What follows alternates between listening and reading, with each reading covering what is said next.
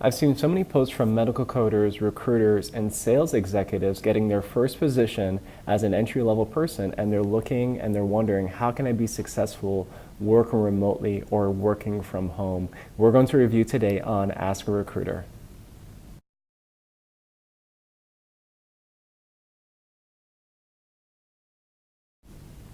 Hey everyone, it's Bertram Lansiquot, the CEO and founder of Renowned Talent. There's a great debate in the marketplace about working remotely, and this video is not here to discuss or debate that, but we can definitely recognize that there's a trend, whether you're within medical coding, recruiting, sales, and healthcare IT, for employers to allow their employees to work remotely. It's happening all over the country, all over the world, and companies are actually rising up and being very profitable to help employees work effectively remotely. But what is the key and what can help you be successful in working remotely and working from home? And that is clear, consistent, and honest communication. It all comes down to communication. And you may be thinking, well, Bertram, I communicate with my boss and supervisor all of the time. But I would say you must definitely communicate anything that's going to affect your performance or your schedule. Okay? Once again, anything that's going to affect your performance or your schedule, you should communicate to your direct supervisor. And for managers as well, anything that's going to affect your performance or your schedule, or if you have a meeting or if you're traveling, letting your team know is the best thing that you can do.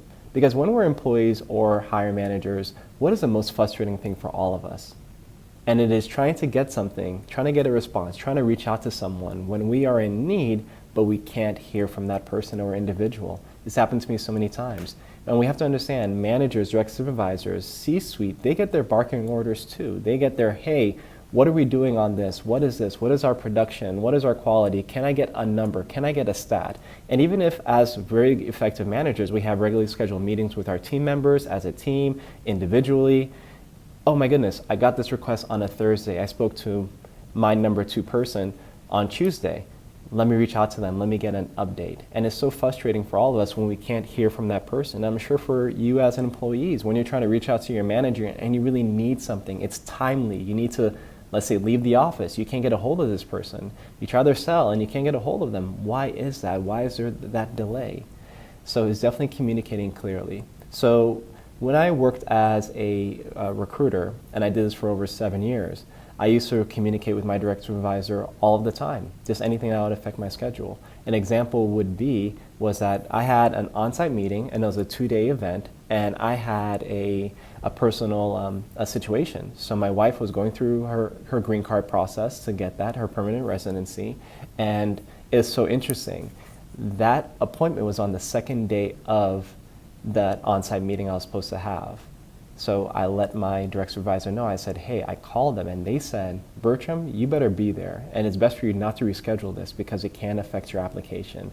And I'm not sure about you guys, but I actually took that as it may lead to you being denied, or if you keep on delaying it, they're going to look at it as something fishy is going on with your application. So I really had to be there, but I also wanted to be there with my team members. My supervisor said, Bertram, don't worry about it. Come for the first day, you will travel home, and then you can go to that meeting. It's very interesting. And this is the thing, a lot of us forget that our managers are human. So they may have an experience very similar to yours. But also to that, especially when it comes to medical coding, because I know this for a fact, a lot of these managers manage anywhere between 10 to maybe even 30 or 40 people. So we're thinking like, oh my goodness, like I don't want to share my drama or bring this person into my life because they're going to look down on me as an employee. I am telling you, they're going to actually appreciate that you're honest with them. And through those experiences, they're going to realize what's very important to you. And I'm sure my direct supervisor realized that my wife's green card was very important to us because, I mean, you know, we've worked for that for a very long time. We love each other and we need to be together to be a family. So once again, what is the key to being successful working remotely or working from home?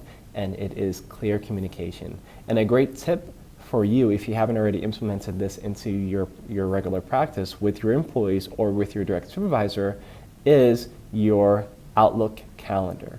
And I love the Outlook calendar because you can put when you're out of office and you can send that to all of the folks that you need to know. So as a manager, I would always send these out of office or these calendar reminders to let my team know, hey, during this time I'm at a meeting, at this time I'm traveling, at this time I'm doing something. I won't be readily available. You have to call my cell, you have to text me if you're trying to get a hold of me. Sending me an email, I'm not going to be able to see it and respond in a very timely manner. So setting up those calendar invites and letting them know, hey, I have a doctor's appointment at this time.